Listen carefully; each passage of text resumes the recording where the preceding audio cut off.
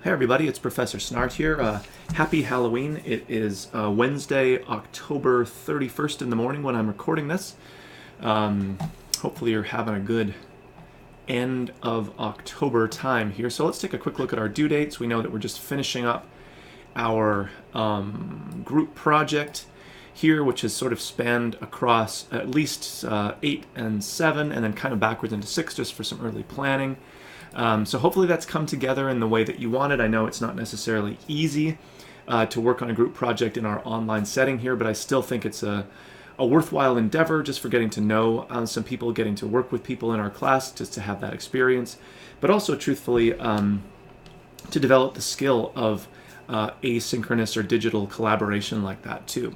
So now we turn around after these are wrapped up in Unit 8 into sort of a response unit in Unit 9. And I've looked at this really briefly, but I just wanted to take another closer look.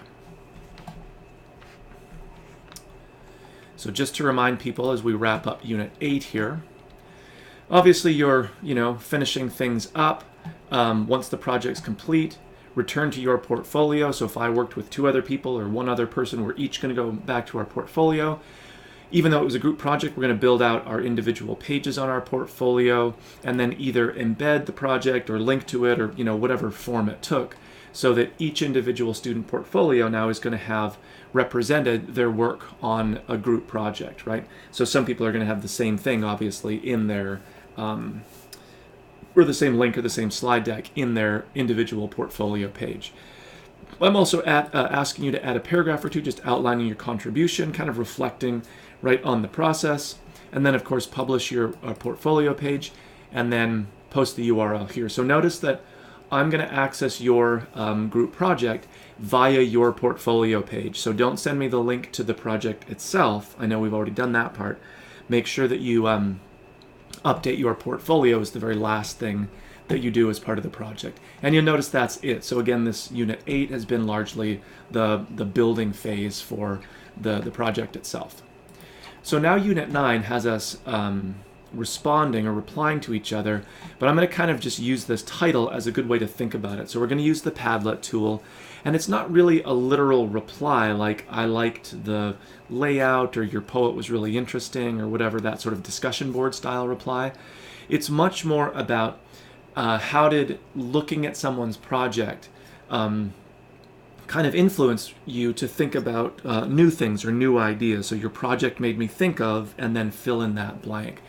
So it almost becomes a kind of forward-looking thing rather than what a reply often is, sort of backward-looking at the existing materials in the project itself. And of course, it's going to be a mix of both, because what we want to do is connect project materials to a kind of new idea or a thing that we discover. So it's still replying, but it's kind of more forward-looking, if you get my drift.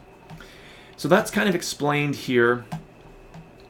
And then the one thing that I wanted to show you, again, 3 pictures, 3 separate projects. I just wanted to show you how I have the projects embedded in the Padlet itself. Mostly just for ease, pardon me, ease of reference. But they're a little quirky, and I'm actually in a conversation with the customer service IT people at Padlet to see if we can get this working a little better. But I'm going to show you how these work. And of course, I'm doing it on a computer. You might be doing it on a mobile device, especially posting your things. But at least on the computer, you can have fairly quick access to all of the projects that we have so far. So you'll notice that they look pretty good. And I have the basic title, so we know the poet that we're discussing and then the people involved. They look pretty good on the surface, except for this one, which I'll talk about in just a sec. And this has nothing to do with the work of any of the groups. So this is just the way Padlet displays what we're trying to look at here. And again, I'm trying to make it easy for people to remember what the gist of the presentations were, the projects were, because as we do the mobile assignment, I don't expect that everyone will have this amazing memory of what poets and poems all the different groups were able to cover. So I'm going to look at this one that I've doubled up here, and I've done it it's doubled for a specific reason. The way that the material is embedded is different in each, and you'll notice that one looks really good, but it doesn't actually function the way we'd like. The other one looks terrible on the front, but it actually produces a result that we want, and so that's what I'm in conversation with the Padlet folks about. So let's take this one. If I click into it, just nothing, right? A little sad document. It doesn't look like it works. But if I open it in a new window, it actually takes me to the nice scrollable like slide by slide thing that we'd like to be able to see. It'd be great if we could get right to that from that initial page. So this is the nice view that we want, but obviously it comes out of having to click twice, not just even once, and then to get back to our normal portfolio. So this is sort of like the end product is good, but the way we get there is a little clunky. This one, it looks really nice here, right? Same group, same project. But if I click into it, at least it takes me directly someplace, but you'll notice it takes me not to the slide view format or layout, but I can't edit the things, but I have to sort of like manually click through. So it's just not that pretty seamless actual slide view that we wish we could get to like the other one produces. So again, there's reason that it's duplicated here so that my email to the folks at Padlet could actually direct them to this particular space and show them these two examples of like how it's sort of like the glass is half full but not totally full in both cases. But anyway, until that's sorted out on the Padlet end, I've opted to do the rest of the groups, at least in the view, pardon me, where you can see it on the front, so at least you can sort of remember what each of the groups covered as far as their main poet. And again, you can actually get to the slides, it's just not a super nice, view that you can get to. You end up in this kind of weird quasi-editing layout, but you can't actually edit. Anyway, it'd be cool if the Padlet folks get this squared away in time for our purposes, but I kind of doubt that they will.